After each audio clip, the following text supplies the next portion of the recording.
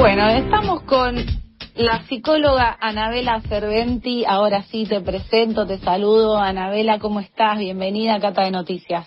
¿Qué tal, Cata? ¿Cómo estás? Gracias por la invitación. No, gracias a vos por estar. Lo escuchabas recién al Papa Francisco, decía muchas cosas, entre ellas que la tecnología, por ejemplo, se tiene que utilizar bien, que debe unir, que no debe dividir. Desde tu mirada como psicóloga, te pregunto si te generó algo la reflexión del Papa, si te resonó en algo. Sí, mira, son temas que a los que nos dedicamos un poco a esto. Yo ahora estoy haciendo otra especialización en inteligencia artificial unida a la salud mental también, justamente. Siempre llamamos un poco la atención en esto, ¿no? Existe un libro maravilloso que es de Humberto Eco, que se llama Apocalípticos e Integrados, y en este sentido yo tengo una postura bastante neutra, ¿no? No hay que ser apocalíptico del todo, ni tampoco integrarse a ciegas de manera de fundirse y entregar todo el poder a estas nuevas tecnologías, ¿viste? Hay que encontrar el justo medio. Todo avance tecnológico en nuestra historia puede usarse para el bien o para el mal, ¿sí? Descubrimos el fuego y el fuego puede usarse para calentar nuestros alimentos o para incendiar aldeas también, ¿no? Entonces, lo que importa acá es el desarrollo de nuestras actitudes prosociales y de las habilidades socioemocionales para entender cuál es el propósito con el que estamos usando cada herramienta en nuestra vida. Y desde tu mirada, ¿qué efectos negativos tiene la tecnología en la salud mental?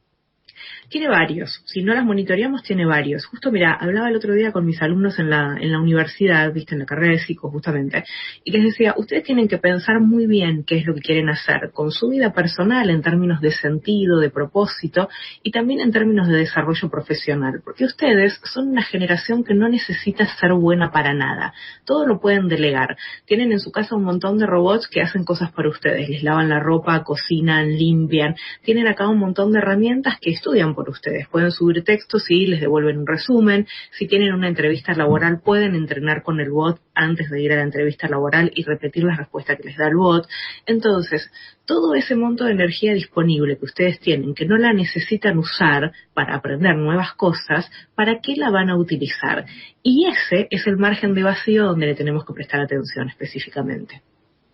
Bien, sobre todo me imagino cuando todavía ni siquiera sos mayor de edad, ¿no? Y donde ahí ya empieza la responsabilidad no solo de los padres, sino me imagino también, por ejemplo, de docentes y alumnos. Y traigo a colación un caso que sucedió ya hace unos días en Mendoza, pero porque recordé que la docente en este caso, no estoy cargando la responsabilidad de nadie, sino simplemente tratando de pensar con vos y con nuestros oyentes todos juntos, pero este caso en Mendoza, terrible, donde 3 adolescentes abusaron sexualmente de otro en un aula durante una clase, y dijeron que había sido un reto viral de TikTok. Después la docente dijo que estaba desbordada y que ella no se había dado cuenta de lo que había sucedido. Bueno, nada, obviamente se disparan muchas cosas cuando pasa un caso así. No sé qué pensás vos de todo esto, qué señales de alerta deben tener y prestar atención y observar los padres, los educadores en casos así. Mira, siempre que pensamos en cualquier evento, este es un evento muy desafortunado, por supuesto, y muy terrible porque hay una marca de trauma, hay una marca de shock quien padeció el abuso y además todos alrededor por sentirse vulnerables a partir de estas situaciones. Tenemos que entender que hablamos siempre de multideterminantes. ¿La responsabilidad es solo de que exista TikTok? No, no es solo de que exista TikTok. La responsabilidad también es de cursos en las escuelas que están desbordados de cantidad de alumnos para un docente, de un docente que se ve presionado para cumplir los contenidos mínimos en lugar de poder generar otros espacios humanos de conexión con sus alumnos y conocerse mutuamente, del uso de la tecnología, que por un lado decimos a los chicos que usen menos las pantallas, pero por otro lado los padres les piden todo el tiempo que les reporten a dónde están, que les manden fotos de con quién están, que les manden el mensaje, y además un mundo educativo y laboral que cada vez te presiona para que estés más en contacto con las pantallas y no menos, ¿no? Entonces, tenemos una cuestión acá sistémica que tenemos que prestar atención. No es el hacer, ¿sí?, lo que nos tienen que poner en alerta, sino las buenas prácticas en ese hacer. Siempre encontrar el sentido, siempre tratar de entender cuáles son los valores detrás de nuestras acciones, ¿sí? ¿Por qué hacemos lo que hacemos? ¿Bien? En este caso de los retos de TikTok, la verdad es que existen hace muchísimos años. Había algunos muy peligrosos, como que los chicos tenían que tocar trenes de alta velocidad, ¿sí? O tenías que aspirar ciertas cosas de látex por la nariz, por ejemplo, o quemarse con un hielo las muñecas, digamos. Hay retos que ponen en peligro la vida de los chicos, pero en el sentido de que ellos no tienen todavía el pensamiento abstracto suficiente para pensar en las consecuencias de esto. Una recomendación para los padres es, en lugar de ponerse hipervigilante con los hijos, porque los hijos van a tender a separarse de esa hipervigilancia y a crear otras cuentas aleatorias que los padres no conozcan para seguir adelante con esto, empiecen a seguir en sus redes sociales o en alguna red social para este propósito, las mismas cuentas que siguen los chicos. Entonces charlen con ellos de lo que ven. Che, mira, vi esto, a mí me conmovió por esto, ¿vos qué pensás? La verdad que quisiera saber si estás expuesto a este tipo de cuestiones, ¿conoces a alguien que lo hizo? Empecemos a enterarnos sobre el mundo privado de los chicos. Ahora, también me imagino que es difícil porque como vos mencionabas recién, existen y se van creando y generando distintas herramientas y redes para que justamente el mundo adulto no llegue a donde están los más jóvenes o los más chicos. Entonces, entiendo que por más que ya sea educadores o los padres son responsables ante los chicos, más allá de eso, me imagino que debe ser a veces imposible poder estar al tanto de todas las redes en las que están los chicos, por más que uno lo intente. ¿Cómo se hace en ese caso? Yo ya lo pienso y me da miedo porque digo, siempre se te va a escapar algo. Sí, y además no estamos enterados de las redes que aparecen, de los mundos que aparecen, porque van a una velocidad impresionante y uno, por supuesto, tiene muchas otras tareas vitales durante el día que hace que no esté prestando atención a eso, ¿no?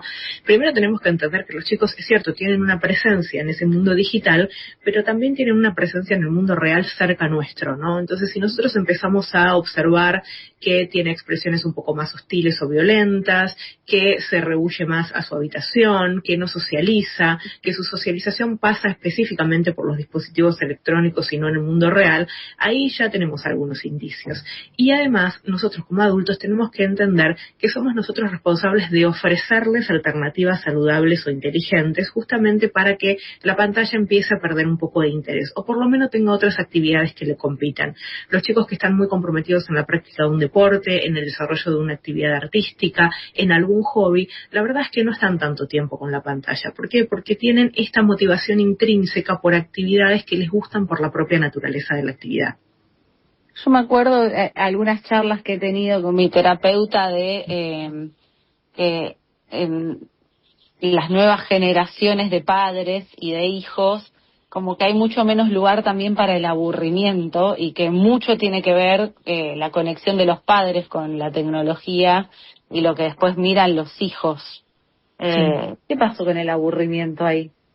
Mira, el aburrimiento es la cuna de la creatividad, ¿sí? Donde está el espacio para el aburrimiento, nace la creatividad de qué hacemos en contraposición a ese espacio, ¿sí?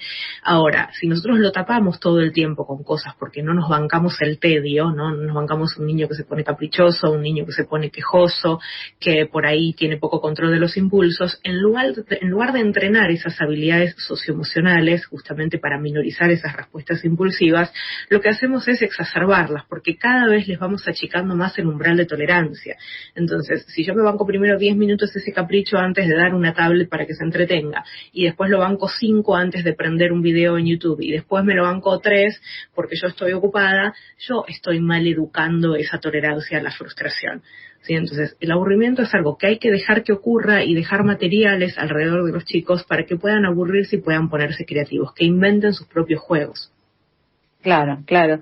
Y otro tema, digamos, que preocupa, que incluso nos pasa a los adultos, me imagino lo que debe ser en edades como la adolescencia o la preadolescencia, que es la validación, los likes o los comentarios negativos, el hate, el bullying en las redes sociales, e incluso ya la misma comparación, ¿no? Mirar al otro, buscar la validación externa. ¿Cómo impacta todo eso en la autoestima de los adolescentes que, bueno, nosotros lo teníamos de otra manera cuando crecimos, porque crecimos sin redes sociales, y que ahora eso es parte de generaciones y generaciones y cada vez más? Sí, por supuesto. Acá, por supuesto, tenemos que entender que no a todos los chicos les impacta por igual, porque esto dependerá de qué tan fortalecido y conscientes son de su autoconcepto, es decir, de lo que saben de ellos mismos, y además qué tan fragilizada o no esté su autoestima, ¿sí? Esos son dos conceptos claves para desarrollar en consulta, ¿bien? Ahora, no a todos les impacta por igual, pero por otro lado somos una sociedad que normalizamos toda muestra de hostilidad y violencia. Y en este sentido, sí, tenemos que pensar, tenemos una posición que es bastante hostil cuando creemos que el único mundo admisible es el que se parece al mío, ¿no? Entonces, si yo estoy convencida que todos tienen que hacer lo que hago yo, pensar como pienso yo, verse como me veo yo, elegir lo que elijo yo, no estoy dejando margen a la existencia de cualquier otra persona, ¿bien? Entonces, cuando normalizamos esos discursos, digo, en esta época de la posverdad que cualquiera tiene el poder de opinar, de decir, ¿no?, de afirmar, ¿sí? Estamos dejando que eso avance a pasos muy grandes. Por eso te digo la importancia de conocer los valores detrás de nuestras acciones, la noción de propósito, la motivación de por qué hacemos lo que hacemos. En definitiva, el desarrollo de actitudes prosociales y actividades socioemocionales. Anabela, y en el ámbito clínico, digamos, cuando te toca trabajar, porque entiendo que vos también sos docente, comunicadora, tenés tus redes, donde también contás, digamos, pero cuando vos trabajás como psicóloga, ¿has notado aumento, por ejemplo, no sé, en trastornos de la ansiedad, depresión, Muchísimo. o malestar vinculados justamente al uso de las redes sociales, de la inteligencia artificial, de la tecnología? Sí, muchísimo, muchísimo. Pensá que todo lo que delegamos y no aprendemos nosotros, nosotros lo perdemos, ¿no? Entonces nos estamos volviendo muy cortos en habilidades para el día a día, ¿no? Entonces empieza a haber ansiedad porque no llegan mensajes de aplicaciones de citas, empieza a haber ansiedad porque no me incluyen en un grupo de WhatsApp, empieza a haber ansiedad por un jueguito que tiene 8 millones de episodios para jugar y pierdo y tiene avisos publicitarios en el medio. Todo eso va en detrimento de nuestra tolerancia a la frustración, de nuestra templanza y de nuestra capacidad de demora de la gratificación. Todo lo que buscamos es el placer instantáneo y no el cultivo del bienestar y la felicidad a largo plazo, que es lo más saludable. ¿Y hay franjas de edad, digamos, donde vos lo notas más, o es más mujeres, varones, o es indistinto? No, es indistinto, es indistinto. La verdad que hoy se ve repartido en todas las franjas etarias. ¿Y qué, digamos, o sea, del vínculo, digamos, de los más jóvenes con las redes sociales, qué es quizás lo que más daña? ¿Instagram, no sé, algún chat, o es todo lo mismo? Mira, en principio es la sobrecarga de información y el no tener tiempo de hacer una bajada de esa información, de analizarla, de ver qué elijo como congruente con quién soy yo en el mundo o no.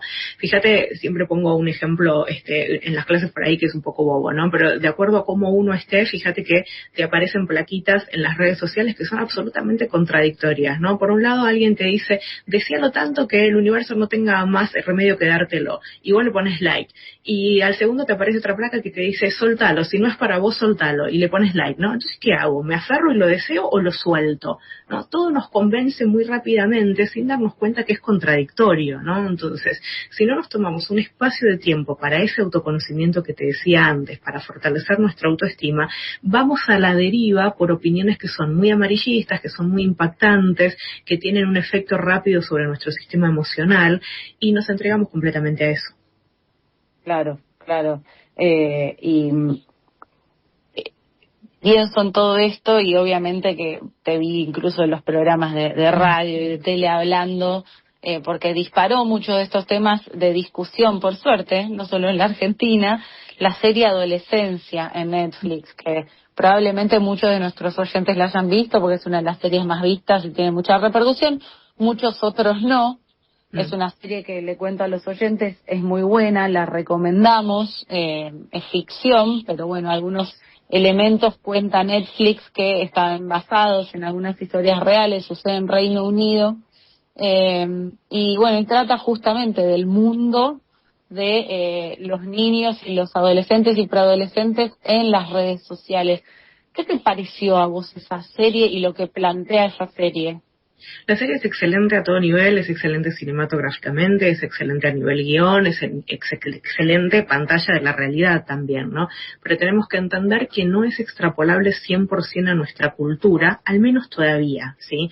Muchas de las cosas que pasan ahí en la serie, en nuestra cultura también están espejadas, ¿no? Por ejemplo, cuando en la serie se habla de esta regla del 80-20 respecto de con quién se sienten atraídas las mujeres, nuestra sociedad eso lo tiene muy espejado porque en realidad tenemos gran malestar en las chicas que no sienten que alcanzan la figura hegemónica del momento, ¿no? Y genera gran malestar y son víctimas de mucho bullying también.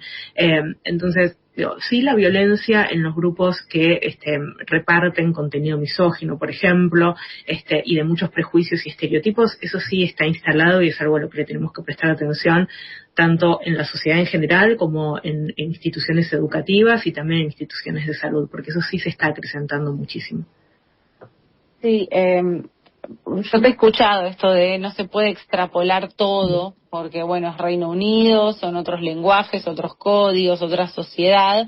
Sin embargo, bueno, esto que estás mencionando son algunos de los parámetros en común. Pero sí que nos ha disparado también, Anabela, el debate en la sociedad de nuevo vuelvo a esto. ¿Qué hacen cuando cierra la puerta del cuarto un hijo o incluso cuando está sentado al lado en la mesa o en el sillón, está con su teléfono o con una computadora? Porque uno no llega a saber todo o por ahí hasta mirás la pantalla y no estás entendiendo. En este caso, bueno, estaban los corazones, qué significaba cada emoji, que uno lo puede ver y ni siquiera entender qué. Y más allá, digamos, de lo que dice la serie, uno piensa en tenemos las herramientas como padres, como educadores para poder acompañar o hacer de sostén si alguien está pasando un mal momento en casa, alguno de los hijos. Bueno, viste, ese es otro aspecto que muestra la serie, una escuela completamente desbordada y carente total de liderazgo, ¿no? En las aulas. Eso también se ve. Otra cosa que se ve colateralmente en la serie, pero donde no se pone el foco, es esa familia que también tiene algunas conductas que pueden tildarse de disfuncionales, si uno quiere ir más al aspecto teórico, ¿no? Un papá carente de control de los impulsos en muchas ocasiones, ¿no? Cuando ataca también al otro adolescente, una mamá que todo el tiempo trata de regularlo emocionalmente a ese papá, ellas dos visiblemente incómodas en un viaje que hacen en automóvil, ¿no? Digamos, hay muchos indicios de que no nos hemos ocupado de muchas cosas en esta familia durante mucho tiempo, ¿no? Entonces esto nos sorprende, esto es el síntoma que emerge y que se hace visible de muchas cosas que no nos hemos ocupado en esta familia. La verdad es que tengo 1000 preguntas más, no solo sobre la serie de adolescencia, sino también sobre nuestro vínculo con la tecnología y la salud mental. Anabela, nos bancás, nos vamos a una pequeña tanda, pero ya volvemos. Seguimos, queridos oyentes, aquí en Cata de Noticias hasta las 6 de la tarde, como cada sábado en esta temporada 2025. Y como les contaba antes, dijimos vamos a meternos en un tema que se puede tocar de tantísimas aristas, porque ya no es algo que se puede pensar como blanco-negro, debate, sino tratar de pensar distintos ángulos sobre la inteligencia artificial, sobre la tecnología, las redes sociales que nos atraviesan, que llegaron para quedarse hace muchísimos años, que tienen muchísimos aspectos positivos, que son parte de nuestra vida. ¿Y qué podemos hacer con eso, con la parte de los riesgos, con la parte que no está tan buena, ¿no? Entonces estamos conversando con la psicóloga Anabela Serventi sobre, bueno, cómo afecta a nuestra salud mental muchas veces el uso o el mal uso de las redes sociales, cómo afecta en los más jóvenes, en los adolescentes, qué impacto ha tenido ya con un tiempo, ¿no? De rodaje la serie Adolescencia en la Argentina. Anabela, en Reino Unido salió la noticia hace un tiempo cuando, bueno, la serie se hizo tan viral en el mundo de que en el Reino Unido la empezaron a proyectar en las escuelas. ¿Vos creés que en la educación argentina hacen falta también debates así como los que se empezaron a plantear ya dentro de la escuela con la serie Adolescencia? Sí, totalmente. De hecho, hace mucho tiempo que estoy como en una causa intentando de que las escuelas abran espacios para encuentros para padres, que abran espacios para los conversatorios, para que los padres puedan ir allí a hablar e intercambiar estrategias, preocupaciones de sus hijos, cosas que ven en unos que por ahí otros no lo notaron. La escuela es un gran lugar comunitario para esas cuestiones. No sucede, obviamente esto para la escuela tiene un costo extra, tiene que tal vez estar abierta o disponer de un aula en horarios en los que no lo tenía planeado, pero no hay mejor lugar que ese para el encuentro entre las familias, y justamente porque ahí convergen la educación que se le da a los chicos en la casa y que reciben en la institución, ¿no? Por supuesto, a partir de ahí tenemos, como te digo, otros multideterminantes a tener en cuenta, los horarios laborales, la disponibilidad, en qué momento se realiza, pero necesitamos brindar encuentros de intercambio de estrategias entre padres. Ahora, en la serie Adolescencia, que es Reino Unido, como vos decías, otro país, otra sociedad, más allá, digamos, de la ficción, se muestran en estado de colapso los docentes, la escuela, todo. Sabemos que la Argentina está igual o peor en términos generales, en el ámbito educativo, sobre todo en la primaria y en la secundaria. ¿Hasta qué punto ves posible en la realidad poder plantear estos temas cuando muchas veces, digamos, las discusiones bobas, por lo menos en la opinión pública, con respecto a la tecnología son la inteligencia artificial nos va a reemplazar, sí, no, y digamos, ya es un hecho que está la inteligencia artificial hace un montón, que tiene un montón de cosas buenas, malas, como que las discusiones están a veces hasta ya mal planteadas. Sí. ¿Ves posible poder tener adentro de estas aulas desbordadas, donde los docentes cobran mal, donde está desbordada la sociedad de muchísimos problemas, poder meter estos debates?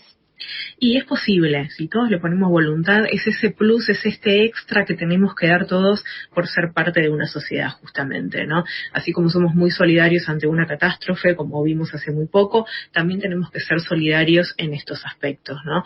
A ver, como te decía, el uso de las pantallas, el uso de la inteligencia artificial está llena de contradicciones, ¿no? Porque por un lado los padres quieren que los chicos lo usen menos o que no estén todo el día conectados, pero por otro lado, a la hora de elegir un colegio están fascinados por aquellos colegios que les ofrecen más espacios digitales y tecnológicos, ¿no? Entonces, por un lado lo promueven y por el otro lado lo condenan. Por eso necesitamos muchos espacios de reflexión para ver qué es lo que nos está pasando con esto. Y por otro lado también, respecto de las consultas en salud mental, por ejemplo, no es necesario esperar a que haya un incendio para apagarlo. Los espacios de psicología, de psicoterapia más específicamente, pueden ser espacios educativos, justamente para el desarrollo de la tolerancia a la frustración, desarrollo de habilidades socioemocionales, desarrollo de habilidades prosociales. No hay que esperar a que la problemática ya esté instalada necesariamente. Todos los profesionales trabajamos de muy distinta manera, tenemos especializaciones muy distintas y hay que buscar el adecuado para cada caso. Y hay si nos están escuchando, probablemente haya docentes entre nuestros oyentes de radio con vos. ¿Hay algún consejo que puedas darle a los educadores que quizás dicen, yo pongo lo mejor de mí, pero la verdad es que es un lío esto, estoy desbordada, apenas puedo con mi vida, doy todo lo que puedo adentro de la clase, pero se me puede pasar? Sí, por supuesto. Mira, así como te decía de los espacios para padres para hacer estos intercambios, también es muy necesario los espacios entre docentes para hacer estos intercambios, sobre todo porque en una escuela esos chicos van a pasar de un docente a otro también. Entonces, más allá de lo que se pasan a fin de cuatrimestre, de los legajos y demás, sí conocer a los chicos como la persona que se van desarrollando. La verdad que en varias escuelas nos suelen llamar a profesionales de salud para dar talleres para docentes, ¿sí? Me llaman mucho para dar talleres, por ejemplo, de gestión emocional, de estrategias de desarrollo de habilidades socioemocionales y demás, y esas son herramientas donde los docentes pueden poner sobre la mesa sus frustraciones, pueden hacer pedidos concretos a las direcciones de los colegios, y ahí entre ellos poder ver qué es lo correcto para ese público de esa escuela en particular. Y con respecto a los padres, quiero volver ahí, algo dijiste, pero me parece que está bueno entrar un poco más y repetir o reforzar algunos conceptos de, bueno, cuando el chico está en casa, o la chica, el joven, y todavía nosotros somos responsables ante ellos, ¿qué estrategias efectivas podemos aplicar en casa para tratar de acompañar y ayudar y estar enterados sobre ese mundo que va a ser muy difícil que lo conozcamos en su, digamos, totalidad, que ellos viven y atraviesan y transitan en el mundo virtual? Bien, por un lado, ¿cómo dialogamos con ellos, no? En principio, escúchense, intenten generar preguntas siempre que promuevan un diálogo abierto. Si yo le pregunto a los chicos, ¿cómo te fue hoy? Solo promuevo que me contesten bien, mal, más o menos, no sé. Si yo le pregunto, che, ¿qué fue lo que más te gustó del día? Ahí hago que me devuelvan una pregunta abierta, una respuesta abierta, así que me agreguen más información. ¿Y con quiénes te juntaste hoy? ¿A quién viste? ¿Y qué te gusta de compartir con ellos? ¿Y a qué jugaron? ¿Y qué aprendiste de nuevo hoy? ¿Fue mejor esta semana respecto de la semana pasada? ¿Y por qué? Bien, me empiezo a enterar del mundo de significados internos de ese chico. ¿Qué desea? ¿Qué lo frustra? ¿Cuáles son sus áreas de conflicto? Fíjate que es otra cosa que también retrata la serie, ¿no? Cuando el policía se encuentra con su hijo, ese diálogo es frío, es distante, no se conocen, ¿no? Entonces, entrar a ese mundo de los chicos requiere este tipo de diálogo abierto. Otra cosa que te decía antes es qué espacios alternativos brindamos para que los chicos no estén solamente encerrados con las pantallas. ¿Qué disponibilidad tenemos los adultos para hacer, por ejemplo, una noche de juego de mesas, una cena que no sea necesariamente en la mesa y todos ocupados y apurados, sino generar por ahí, no sé, un picnic mirando una película ahí adentro de la casa donde los teléfonos queden de lado, ¿sí? Ver una serie y comentarla después a esa serie, no esperar que la serie sea lo último que haga la noche ya después para irme a dormir, sino charlar de lo que estamos viendo ahí en la televisión. Comentar también qué es lo que nos conmueve a nosotros, porque muchas veces a los chicos se los cuida de que no nos vean conmovidos, de que no nos vean llorar, de que no nos vean en duelo, y eso a ellos los deja fuera de un margen de experiencia también. Entonces, che, mira, vi esta noticia, ¿sabes que a mí me pegó por este lado? ¿Te enteraste vos? ¿A vos qué te pasa con esto? ¿Conoces a alguien que le haya pasado algo parecido? De esa manera vamos a conocerlos más allá de su rol de estudiante. Y sirve, por ahí es trillada la pregunta, pero te lo pregunto porque sé que sucede mucho, ¿no? Si los adultos estamos en casa y a los niños les prohibimos las pantallas, decimos, bueno, cuando seas más grande la puedes utilizar, o no, les limitamos el uso. Bueno, acá sí, pero la comida no, pero nosotros estamos utilizando la pantalla. Ellos no, pero nosotros sí. ¿Sirve de algo? No, no, porque además es como te decía, es un mundo que cada vez te lleva a que la uses más a la pantalla, porque las tareas escolares las tienen que hacer en una computadora y entregarlas en formato PDF, porque la escuela tiene un gabinete de tecnología, la universidad ni hablar, ¿no? Hipertecnológicas, que está bien también porque te prepara para un mundo laboral que también está hiper tecnificado, ¿no? Entonces, el tema es aprender sobre los buenos usos. Che, paren, esta es la hora en la que vamos a cenar, dejemos en este cajoncito los teléfonos. Cenemos, charlemos, existen muchos juegos de preguntas también para jugar mientras cenamos y conocernos, ¿sí? Poner un tópico, che, hoy a la noche vamos a hablar de esto en la cena y que cada uno ya traiga ideas, ¿sí? Planes de fin de semana. Hagan lo que quieran el fin de semana, pero 2 o 3 horas las dedicamos a estar juntos, o en la hora del desayuno, o en la hora de almuerzo, o alguna actividad deportiva. Fíjense qué espacios tenemos que reconquistar de esa vida familiar que está un poco deteriorada. Sí, está bueno, me acordaba lo que decía el Papa Francisco, digamos, esto de que la tecnología puede unir o puede separar, ¿no? Como puedes estar en una misma mesa o en un living con toda tu familia o con tu pareja, si no tenés hijos, y por ahí estás en 2 mundos diferentes, ¿no? O en muchos mundos diferentes en un mismo espacio. Sí, totalmente. Fíjate que estás cenando, compartiéndole una foto, respondiéndole al que te contestó la foto y viendo cuántos miraron esa foto. Entonces ya no estás cenando. Claro, es terrible. Es terrible porque la verdad es que todos nos hemos acostumbrado ya a vivir de esa manera. Yo siento que estoy perdiendo además algunas funciones cerebrales que antes uno hacía ciertos ejercicios de pensamiento que se te van anulando con la tecnología. Hay muchísimos estudios que te sorprenderían, hay estudios que están indicando que los chicos están torpes en la motricidad fina, ya no se pueden prender los botones, por ejemplo, por el uso de los dispositivos tecnológicos, porque ya no escriben a mano, ya no juegan como jugábamos nosotros, ¿te acordás de ese juego de la operación a sacar el huesito chiquitito, los palitos chinos? El Shenga. Cosas, ¿no? Claro, el Shenga, cosas que son una bobada, pero que están para entrenar un montón de habilidades cognitivas en nosotros, ¿no? Se perdió eso. Otra cosa que están subiendo un montón las las consultas, en lo que yo trabajo mucho con el tema de motivación y es terrible la cantidad de consultas, la gente no sabe lo que le gusta. Cuando vos decís, bueno, búscate una actividad, a ver, empecemos a hacer una actividad lúdica que te permita primero diversificar tus mundos sociales, que es algo muy necesario también, y además que te permita a vos conectar con una actividad de crecimiento personal. Y no tienen noción de lo que les gusta. No saben por dónde empezar a buscar, ¿no? ¿Por qué? Porque estamos todo el tiempo sostenidos, ¿sí? Te digo esta palabra porque fíjate, es el entretenimiento. Me tiene ¿entre qué? No lo sé, ¿no? Digo, pero estoy todo el tiempo ahí a merced de lo que otra cosa me proponga, ¿no? Muchas veces entras a una plataforma de streaming a mirar una película y no la elegís vos, elegís lo que te sugiere la plataforma, ¿no? Empiecen a hacer el ejercicio de buscar en la lupita, pongan una sola letra y fíjense qué les muestra el catálogo con esa letra, a ver qué eligen, porque estamos perdiendo la capacidad de valorar opciones también. Tremendo, tremendo. Todas las cosas que uno puede pensar a partir de eso.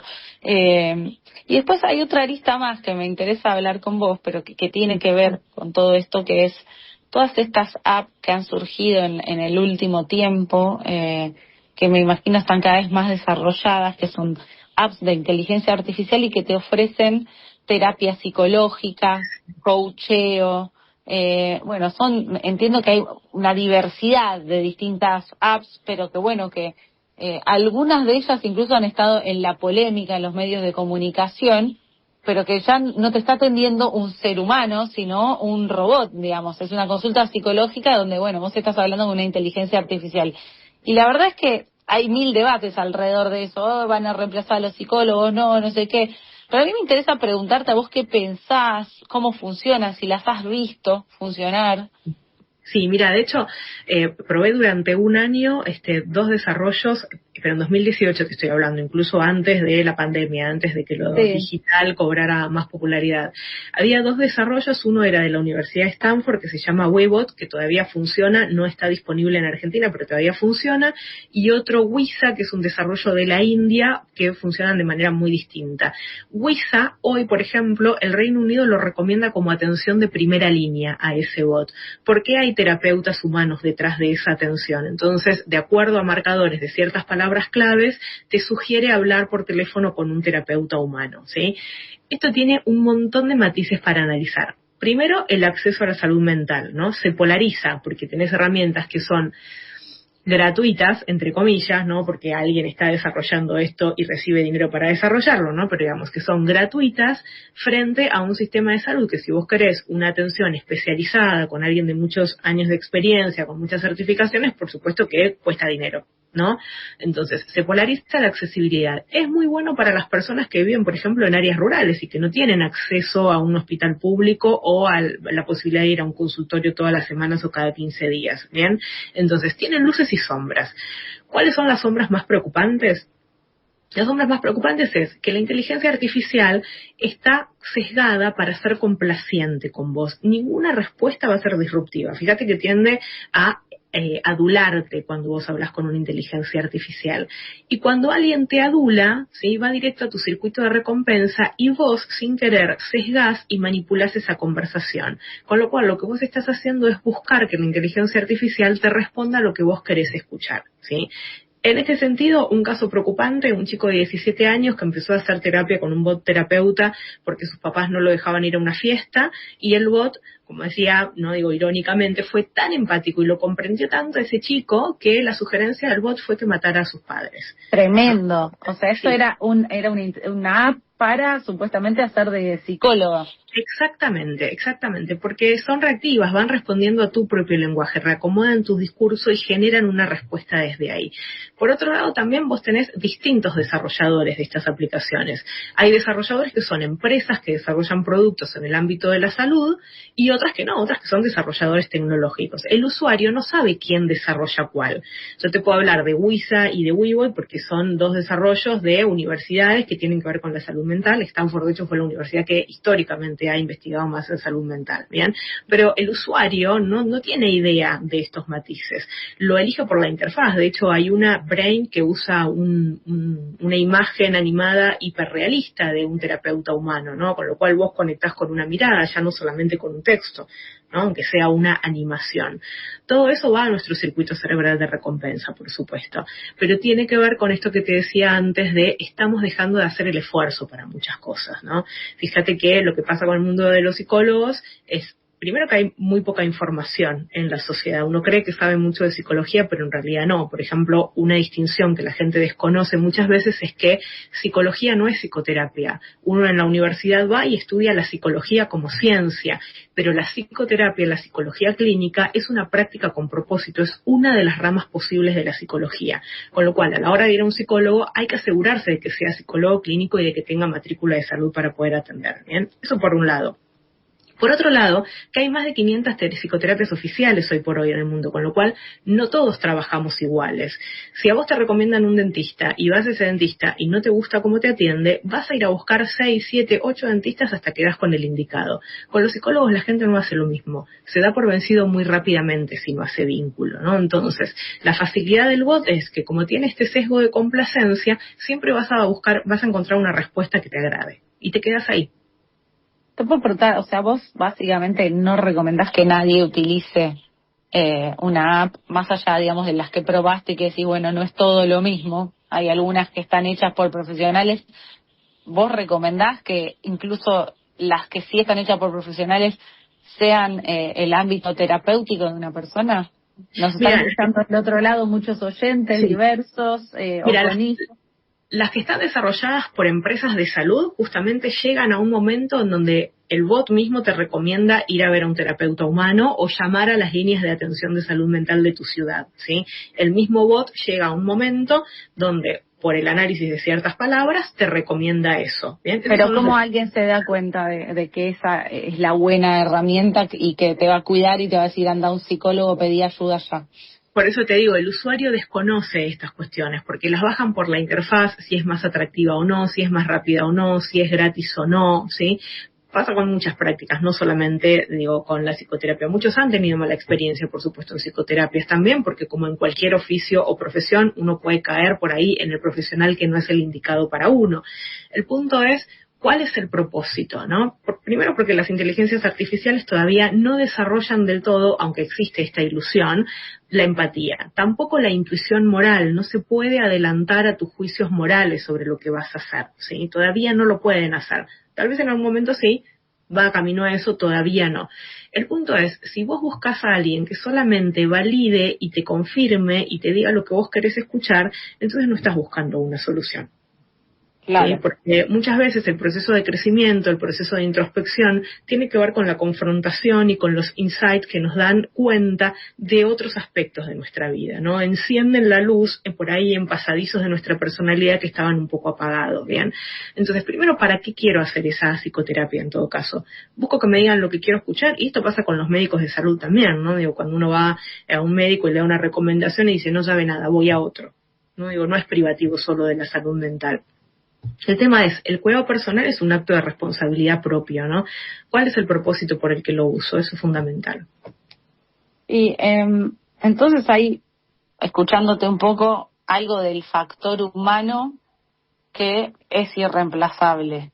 Sí, bueno, ahora sí, de hecho, sí, de hecho, así como son los robots, ¿no? En, no sé, qué sé yo, en una operación, que quizás, bueno, pueden ser más precisos, más no sé qué.